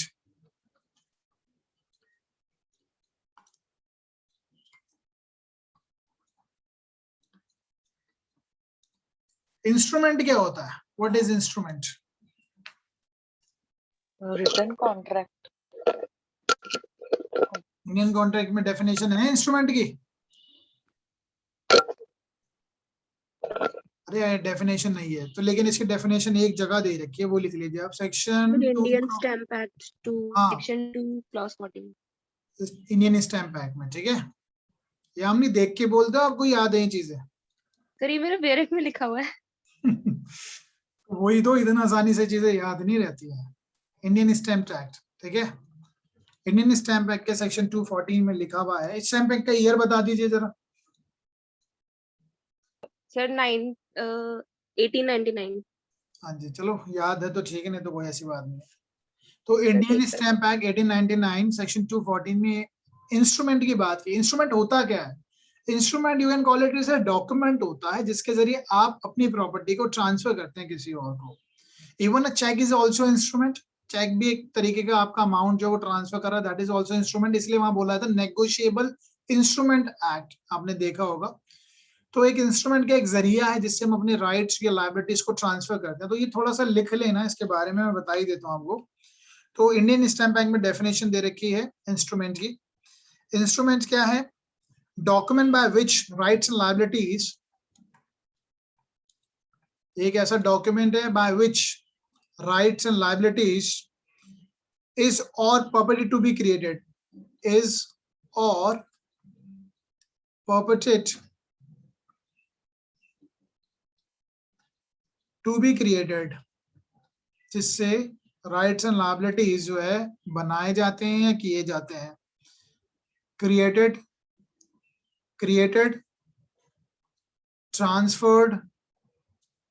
भाई मैं अगर अपनी प्रॉपर्टी ट्रांसफर करना चाहता हूँ आपको, मैं आपको प्रॉपर्टी ट्रांसफर करना चाहता हूँ, तो मुझे क्या बनाना पड़ेगा? मुझे सेल डीड बनानी पड़ेगी ना। तो सेल डीड क्या है? Sale deed is an instrument, ठीक है? ट्रांसफर हो गया। लिमिटेड, एक्सटेंडेड, कोई राइट है उसको लिमिट करना है, बढ़ाना है, एक्सटेंडेड, खत्म करना है, एक्सटिंग्विशमेंट, एक्सटिंग्विश, या रिकॉर्डेड करना है, रिकॉर्डेड। ये सारी चीजें इंस्ट्रूमेंट हैं, आई मीन जिसके जरिए आप अपने राइट्स एंड लायबिलिटीज को क्रिएट करते हैं, बनाते हैं, ट्रांसफर करते हैं, लिमिटेड करते हैं, एक्सटेंडेड, एक्सटिंग्विशन, रिकॉर्डेड करते हैं। तो उस डॉक्यूमेंट को हम इंस्ट्रूमेंट कहलाते हैं। जैसे मैंने एग्जांपल लिखा है सेल डीड। अगर आप मॉर्गेज करेंगे तो मॉर्गेज डीड बनाएंगे। तो जनरली हम एक वर्ड भी यूज कर लेते हैं इनके लिए, कन्वीनियंस। हम कन्वीनियंस बनाते हैं। अगर प्रॉपर्टी ट्रांसफर करनी है तो उससे संबंधित जितने भी डॉक्यूमेंट्स वगैरह वो भी ट्रांसफर होते हैं। बट इसको इससे रिलेट मत करना चाहिए, सेक्शन 214 में मत डालना वर्ड को, कन्वेंस को। तो हमें डीड बनाने होते हैं जिसके जरिए हम प्रॉपर्टी राइट्स एंड लायबिलिटीज को ट्रांसफर कर रहे हैं, या ये जो चीजें लिखी हैं, तो दैट इज कॉल्ड इंस्ट्रूमेंट। उस इंस्ट्रूमेंट को रेक्टिफाई किया जाना। रेक्टिफाई क्या होता है? करेक्ट करना, ठीक है? किसी चीज को सही करना। तो कुछ गलती हुई होंगी, उनको ठीक करना। अब गलती कैसे हुई होगी? रेक्टिफिकेशन ऑफ इंस्ट्रूमेंट कब होगा? जब या तो एक पार्टी ने फ्रॉड करा हो, या दोनों के बीच में म्यूचुअल मिस्टेक हो, या दोनों के बीच में म्यूचुअल मिस्टेक हो। ये याद रख लेना, ये आता है पेपर में, एमसीक्यू में पूछ लेगा। यहाँ पे आपको फ्रॉड की जगह कुछ और वर्ड लिख देगा। तो या तो फ्रॉड करा हो या म्यूचुअल मिस्टेक हो। पहले के एग्जाम्पल समझ लेते हैं, उसके बाद हम इसको करेंगे तो इजीली समझ में आ जाएगा पूरा का पूरा सेक्शन 26। नॉट सेक्शन 26 को एग्जाम्पल से समझते हैं। एक ए है, एक बी है। घर ही बेच रहे हैं हम, कॉन्ट्रैक्ट को थोड़ी इजीली समझ में आ जाए। मान के चलो एक ए जो है, इसके पास एक प्रॉपर्टी दिल्ली में है, और ए के पास एक और प्रॉपर्टी है जो मुंबई में है, ठीक है? एक प्रॉपर्टी दिल्ली में, एक प्रॉपर्टी मुंबई में। ए वांटेड टू सेल, ए अपनी प्रॉपर्टी बेचना चाहता है। सपोज करो संतोषीज हाउस है, अपना घर बेचना चाहता है वो, जो कि उसका दिल्ली में है, that is in the Delhi. But by mistake A have quoted the Santoshi's house in the Mumbai, उसने गलती से लिख दिया मुंबई में, सेल डेट में उसने गलती से लिख दिया। कैन इट बी रेक्टिफाई, क्या इस चीज को सही किया जा सकता है? अरे सेल डेट में हमने दिल्ली की जगह मुंबई लिख दिया है, तो संतोषी हाउस की बात कर रहे हैं, संतोषी हाउस दिल्ली में है, तो दैट कैन बी रेक्टिफाइड, इस इंस्ट्रूमेंट को रेक्टिफाइड किया जा सकता है। ठीक है, तो इसी के लिए सेक्शन 21 है। अब इसमें क्या हो सकता है, देखो ऐसा हो सकता है, क्या पता ये गलती से लिख दिया हो, म्यूचुअल मिस्टेक हो, ए और बी की दोनों की मिस्टेक हो सकती है। अच्छा म्यूचुअल वर्ड लिखा है तो क्या यूनिलेटरल मिस्टेक चलेगी क्या? Sir, no it sir. can be a fact or law. नहीं चलेगी, यूनिलेटरल मिस्टेक नहीं चलती। यूनिलेटरल मिस्टेक तो क्या है, आप जानबूझ के फ्रॉड कर रहे हैं, difficult to prove that, and therefore अगर या तो फ्रॉड हो या म्यूचुअल मिस्टेक हो, then it can be rectify, otherwise क्योंकि लॉ उस इंसान का साथ नहीं देता जो खुद गलत कर रहा है, ठीक है, जो खुद फ्रॉड करना चाह रहा है। अब एक चीज समझिए, इसी को आगे चलते हैं। तो ये जो गलती हुई ना सेल डेट में, ये ठीक की जा सकती है। अब ठीक कैसे होगी? ऐसा हो सकता है, ऐसा हो सकता है, पॉसिबिलिटी है कि ए ने जानबूझकर डेलिबरेटली फ्रॉड करने के लिए प्रॉपर्टी दिल्ली की जगह उसने मुंबई लिख दिया हो, जानबूझ के फ्रॉड करने के लिए, ताकि बी के साथ वो फ्रॉड कर सके, ऐसा हो सकता है। ठीक है, या म्यूचुअल मिस्टेक हो सकती है, म्यूचुअल मिस्टेक को एमएम लिख रहा हूं मैं, ठीक है, ए ने, इन दोनों की गलती हो सकती है म्यूचुअल मिस्टेक में। अब क्या होगा, आपको एक बात बताइए, जो फ्रॉड है, ये फ्रॉड की जो मीनिंग है हम कहां से निकालते हैं? इंडियन कॉन्ट्रैक्ट एक्ट से निकालेंगे ना फ्रॉड, वही मीनिंग चलेगा। अब अगर सपोज कीजिए बी जो है, अगर ए ने फ्रॉड किया है बी के साथ, तो बी कोर्ट में जाएगा ना, B will approach the court, ए लॉर्डशिप, ये जो डॉक्यूमेंट है, ये जो इंस्ट्रूमेंट है, that is a sale deed, इसमें बाय मिस्टेक ए और बी की दोनों की गलती की वजह से लिखा जाना था दिल्ली, लिख दिया मुंबई, तो इसको आप रेक्टिफाई करवा दीजिए। Is that clear? बी जाएगा कोर्ट में, और जब बी कोर्ट में जाएगा तो जो इंसान कोर्ट में जाएगा वो प्लेंटिफ कहलाएगा, राइट? जो इंसान कोर्ट में जाएगा प्लेंट लेके, वो प्लेंटिफ कहलाएगा, सामने वाले डिफेंडेंट कहलाता है, डिफेंडेंट, ठीक है। तो प्लेंटिफ तो ये मांगेगा कि भाई रेक्टिफिकेशन ऑफ इंस्ट्रूमेंट, जो हमसे गड़बड़ हो गई है, सेल डेट में हमने गलत लिख दिया, इसको ठीक करवा दीजिए। डिफेंडेंट ये कह सकता है कोर्ट में, डिफेंस ये ले सकता है कि ये लॉर्डशिप, ये जो मिस्टेक है दैट इज नॉट डेलिबरेटली, ये डिफेंस ले सकता है कि जनाब ये जो मैंने जो ये लग रहा है कि मैंने फ्रॉड किया है, लेकिन ये फ्रॉड नहीं, ये मेरे से गलती हुई है। तो the defendant can take a defence, यही चीजें लिखी भी बैरक में पढ़ाऊंगा मैं। डिफेंडेंट डिफेंस लेगा कि लॉर्डशिप ये मेरे से गलती नहीं, मैंने फ्रॉड नहीं किया, मुझसे गलती हुई है, तो आप एक काम कीजिए lordship, pass an order for the rectification also, तो आप इसको रेक्टिफाई कर दीजिए। देखो हो क्या सकता है, जब बी को पता चला कि ए ने उसके साथ फ्रॉड किया है, तो बी क्या करेगा, कोर्ट में जाएगा। कोर्ट में किस लिए भी जा सकता है बी कोर्ट में कैंसलेशन ऑफ इंस्ट्रूमेंट के लिए भी जा सकता है, कैंसलेशन ऑफ इंस्ट्रूमेंट, वो हम बाद में बात करेंगे। भाई अगर बी के साथ फ्रॉड हुआ, जिसके साथ फ्रॉड होता है, तो फ्रॉड की सिचुएशन क्या निकल के आती है, फ्रॉड में एक कैसा पॉसिबिलिटी होती है, वॉइडेबल होता है या वॉइड होता है?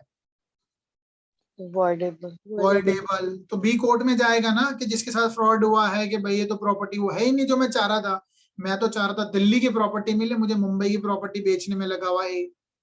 तो बी कोर्ट में जाएगा, for what purpose, cancellation of the instrument can go, and because ये वॉइडेबल की बात कर रहा है, तो वॉइडेबल होगा, वॉइडेबल पे तो ऑप्शन ए के बी के पास होता है ना, तो बी कोर्ट में जा सकता है। तो ये तो अलग चीज हो गई, लेकिन मैं आपको बता रहा हूँ कि इसलिए भी जा सकता है, कैंसलेशन ऑफ इंस्ट्रूमेंट।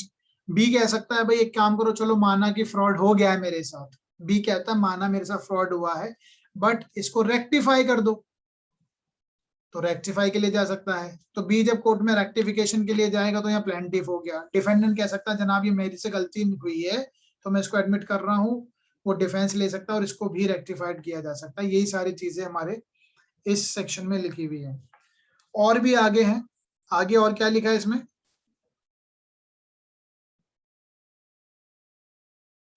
ठीक है, लेकिन इसमें एक बहुत इंपॉर्टेंट चीज है, वो हमेशा से बार बार आपको हमने टीपीए पढ़ा है, तो टीपीए में जहां पे थर्ड पार्टी का इंटरेस्ट क्रिएट हो जाता है, जो बोनाफाइड परचेजर है, बोनाफाइड परचेजर है जिसने वैल्यू यानी पैसा देके चीजें खरीदी हो, कंसिडरेशन हो, विदाउट नॉलेज हो, विदाउट नॉलेज ऑफ व्हाट, कि भाई ऐसा कोई कॉन्ट्रैक्ट हुआ है, नॉलेज किसके साथ, ए और बी का ऑलरेडी कोई कॉन्ट्रैक्ट है, ये सी को नहीं पता था, ए ने प्रॉपर्टी सी को बेच दी है, तो whatever they are going to be done, I mean जो भी रेक्टिफिकेशन अगर हो रहा है इंस्ट्रूमेंट का, that should not prejudicially affecting the C, वो सी को प्रभावित नहीं करना चाहिए अगर सी एक बोनाफाइड परचेजर है तो ऑफ कोर्स ही बात है, अगर प्रॉपर्टी हमने ए ने बी के साथ तो एग्रीमेंट टू सेल किया, लेकिन बाद में ए ने प्रॉपर्टी सी को बेच दी, जब सी को प्रॉपर्टी बेच दी और सी बोनाफाइड परचेजर है, पैसा दे के लिया है, तो क्या रेक्टिफिकेशन ऑफ इंस्ट्रूमेंट पॉसिबल है? हाँ जी, रेक्टिफिकेशन पॉसिबल है? The answer is no. तो इसलिए यहाँ पे अगर हम पढ़ेंगे बेरेट को, तो अगर आप इसका 26 का 2 देखेंगे तो उसमें यही बात लिखी हुई है, अभी पढ़ेंगे, डोंट वरी, कि without prejudice to the right of the third party, अगर वो हो थर्ड पार्टी का राइट क्रिएट हो गया तो कोर्ट कुछ नहीं कर पाएगी, फिर रेक्टिफिकेशन इंस्ट्रूमेंट नहीं हो पाएगा, ठीक है। अगर सी को प्रॉपर्टी बेच दी गई है गुड फेथ में कंसिडरेशन और वो बोनाफाइड परचेजर है, देन ये सेक्शन किसी भी यूज का नहीं रहेगा। और इसी में आगे चल के सबसेक्शन 3 जो है वो कहता है 26 का 3,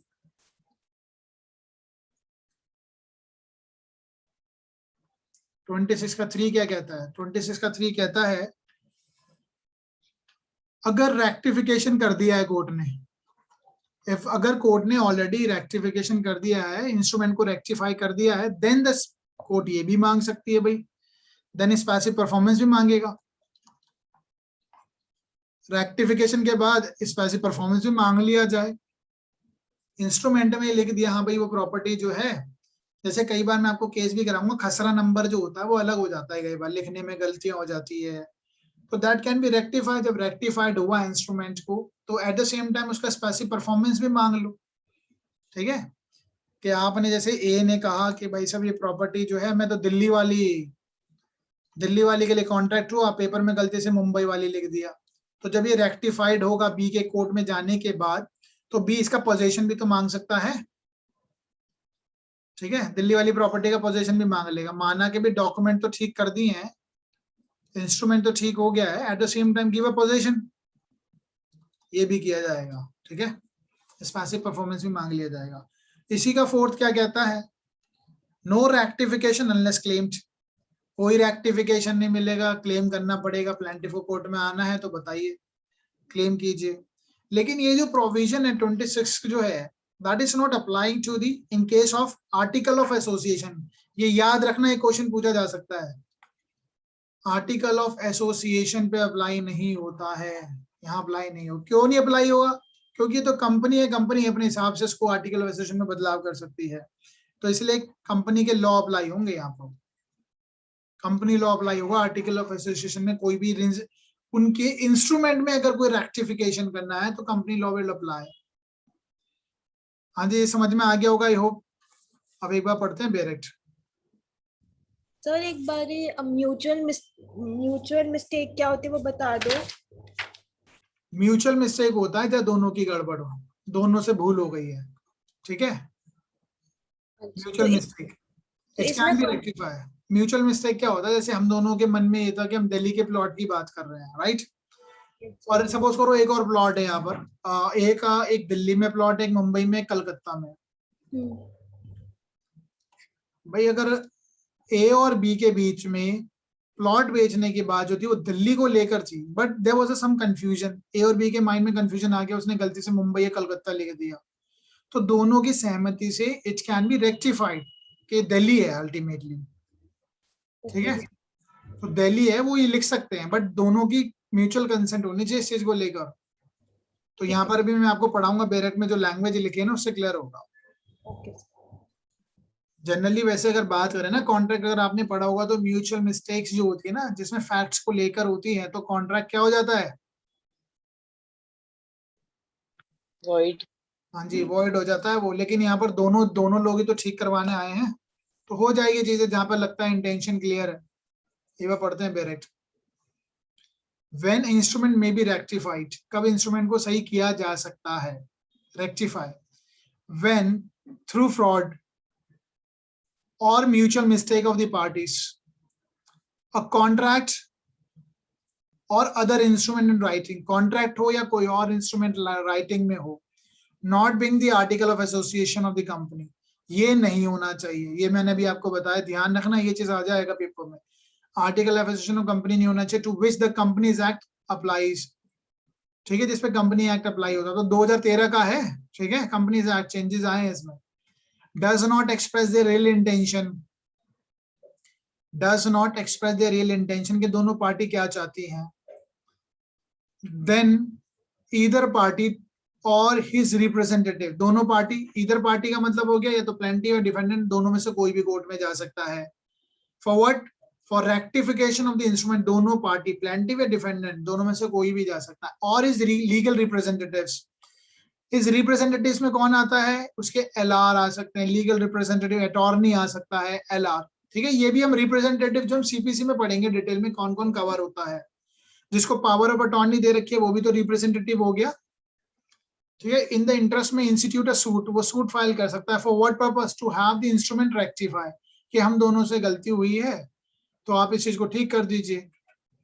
या कोई अगर अकेला आदमी भी जा सकता है, ईदर पार्टी।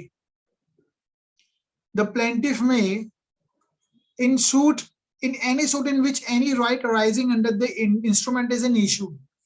अब जैसे मैंने आपको बताया कि ए ने फ्रॉड किया हो बी के साथ, मान के चल रहे थे फ्रॉड किया है बी के साथ, तो बी कोर्ट में जाएगा ना।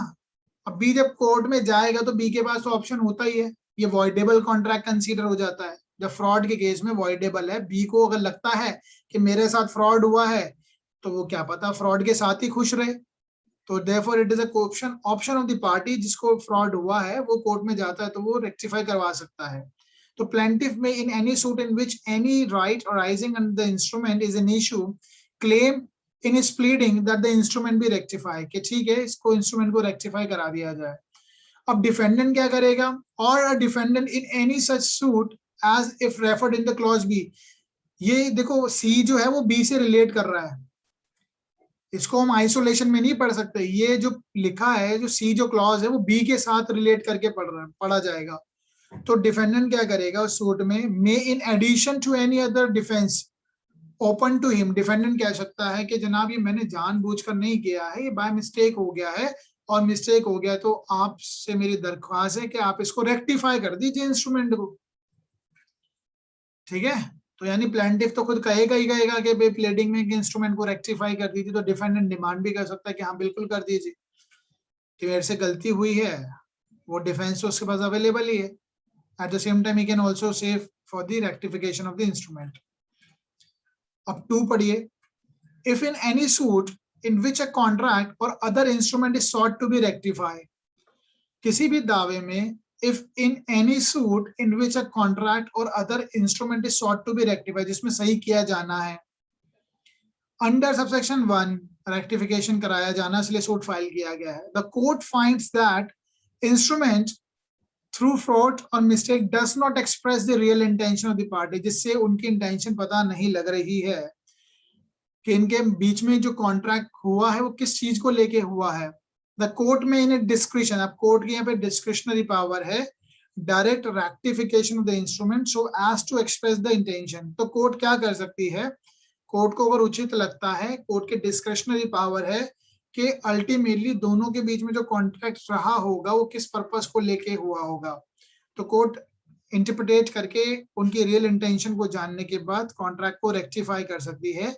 सो far as this can be done, लेकिन कोर्ट इस चीज को ध्यान में रखेगी कि इसको रेक्टिफाई करने की वजह से किसी थर्ड इंसान को विपरीत प्रभाव, यानी किसी थर्ड इंसान को हार्म नहीं पहुंचना चाहिए। थर्ड इंसान कौन, वो इज द थर्ड पर्सन, क्या पता कोई बोनाफाइड परचेजर हो, सी ने प्रॉपर्टी ले ली हो, bona fide purchaser with consideration value के साथ, तो कोर्ट उस सिचुएशन में रेक्टिफिकेशन नहीं कर पाएगी, ठीक है।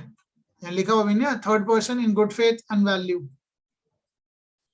नाउ थर्ड क्या कहता है, कॉन्ट्रैक्ट इन राइटिंग में फर्स्ट बी रेक्टिफाई, सबसे पहले क्या किया जाएगा, जो कॉन्ट्रैक्ट हो उसको रेक्टिफाई किया जाएगा। अगर रेक्टिफाई कर दिया गया है, then if party claiming rectification has so prayed, उसको प्रेयर करनी चाहिए थी और है, इन इस प्लेडिंग, उसने अपनी अगर प्लेडिंग में प्रेयर में लिखा है that the court think fit specifically enforce भी करा दीजिए। ठीक है, मैंने आपको बताया ना रेक्टिफिकेशन से काम क्या होगा भाई, अगर आपने डॉक्यूमेंट्स को रेक्टिफाई करवा भी लिया, अल्टीमेटली एनफोर्स भी करवाना है ना, तो उसमें आप डिमांड कर सकते हैं प्रेयर में।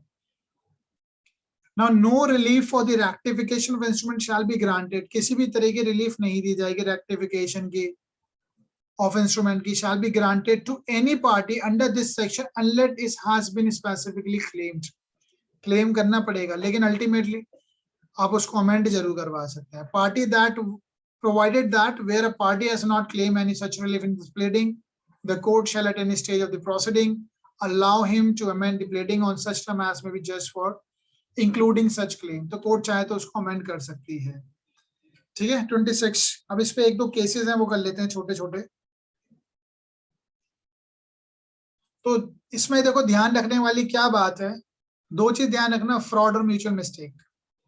वहीं से क्वेश्चन आपको पूछेगा, कंफ्यूजन करने के लिए वो कोर्जन लिख देंगे, कुछ भी लिख देंगे, बट आपको आंसर एमसीक्यू में स्पेसिफिक देना है। फ्रॉड की भी बात है सर, यहाँ पे जो ए क्लॉज में इधर पार्टी लिखा है, तो जो फ्रॉड कर रहा है उसी वही क्यों, उसको हम क्यों रिलीफ दे रहे हैं फिर? एक सेकंड, वो डिफेंस ले रहा है ना, देखो फ्रॉड करके, लेकिन उनकी रियल इंटेंशन नजर नहीं आ रही थी ना कॉन्ट्रैक्ट से कि क्या वो फ्रॉड करना चाह भी रहा था, नहीं चाह रहा था। ठीक है, तो इसलिए वो कोर्ट गया, इधर पार्टी कोर्ट में गया कि भाई इस इंस्ट्रूमेंट को रेक्टिफाई कर लीजिए। यहाँ पर इधर पार्टी है, देखो सपोज करो वो ही जा रहा है, ए ही जा रहा है कोर्ट में। ठीक है, तो वो ये कह सकता है ना कि that is not a fraud, ये मेरी साइड से फ्रॉड नहीं था, लग रहा है ऐसे, तो इसलिए इसको रेक्टिफाई कर दीजिए।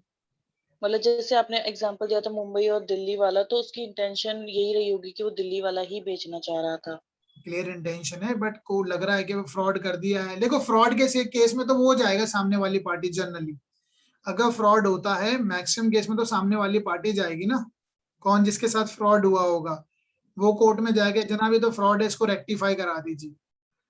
ठीक है, लेकिन जब अगर वो गया है, अब जो गया है यानी बी जो है वो प्लेंटिफ बन गया, अब डिफेंडेंट कौन है, डिफेंडेंट तो वो बन गया ना जिसने फ्रॉड किया है। तो जिसने अगर फ्रॉड किया होगा ये भी डिमांड कर सकता है कि इसको गलती से बाय मिस्टेक हो गया है, आप इसको रेक्टिफाई करवा दीजिए। और अदरवाइज बी और सी को छोड़ दिया जाए, वैसे तो कोई भी इंसान जा सकता है या उसके रिप्रेजेंटेटिव जा सकते हैं इंस्ट्रूमेंट को रेक्टिफाई कराने के लिए, क्योंकि इससे ये नहीं पता लग रहा था कि इसमें फ्रॉड हुआ भी है नहीं हुआ। तो एक इंसान जैसे सपोज ए है, वो तभी तो कोर्ट में जाएगा जब उसकी इंटेंशन क्लियर हो, दिखने में तो फ्रॉड लग रहा है लेकिन वो चाहता नहीं है, तो इसलिए वो कोर्ट में जा रहा है कि इंस्ट्रूमेंट को रेक्टिफाई करवा लिया जाए। ठीक है,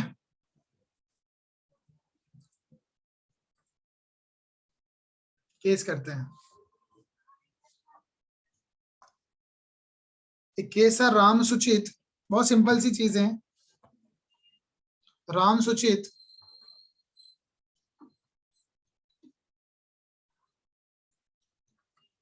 वर्सेस फर्स्ट एडिशनल डिस्ट्रिक्ट जज, फर्स्ट एडिशनल डिस्ट्रिक्ट जज Gorakhpur,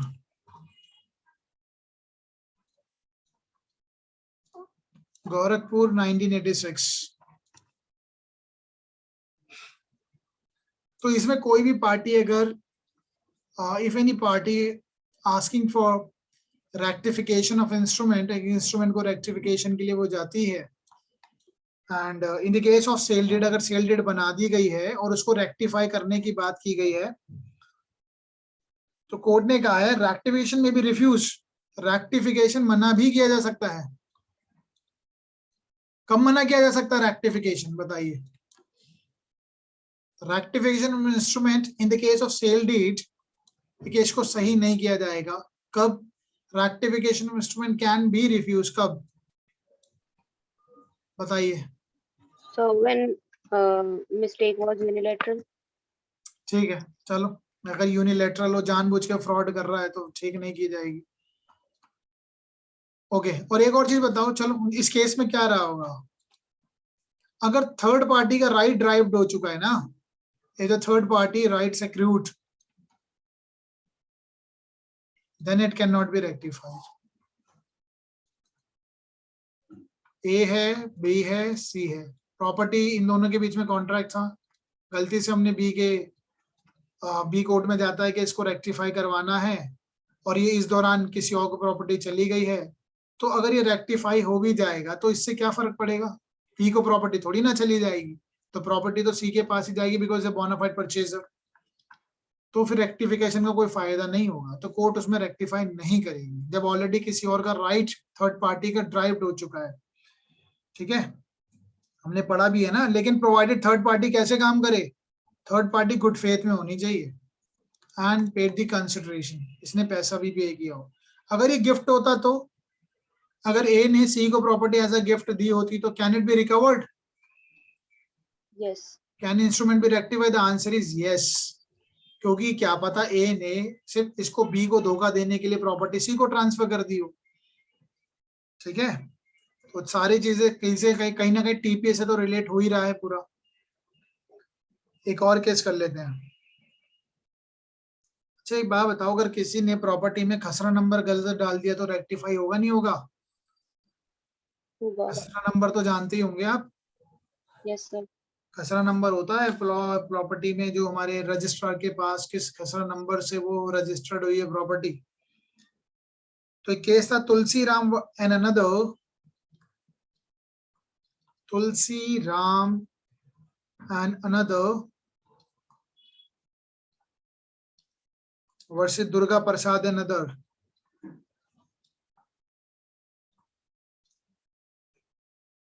and others in the year of 2001 का केस है।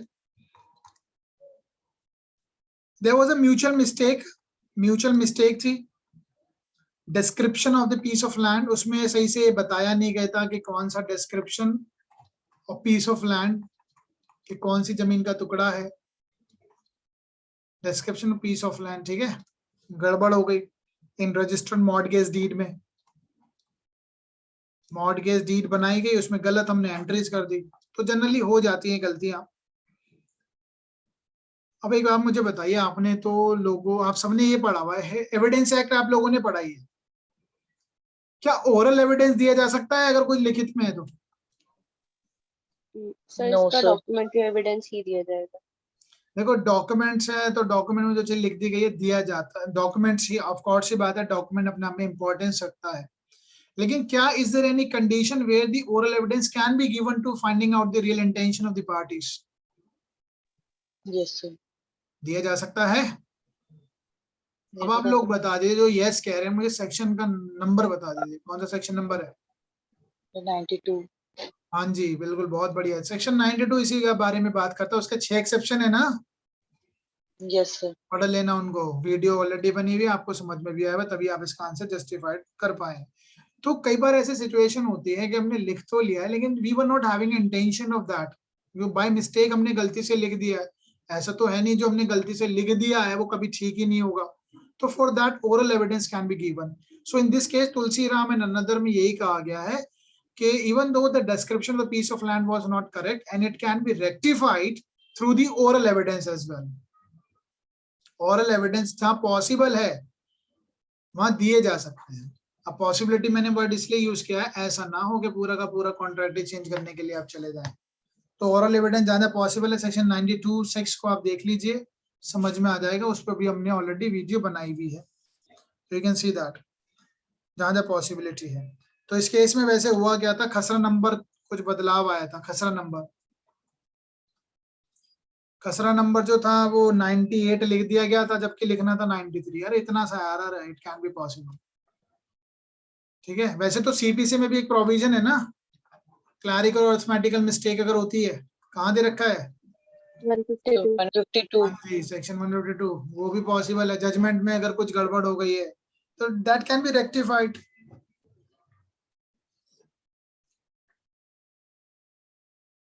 ठीक है, अच्छा एक बात बताओ, टेक्निकल क्वेश्चन में आपसे पूछता हूँ, ये जो अमेंडमेंट है 617 जो है,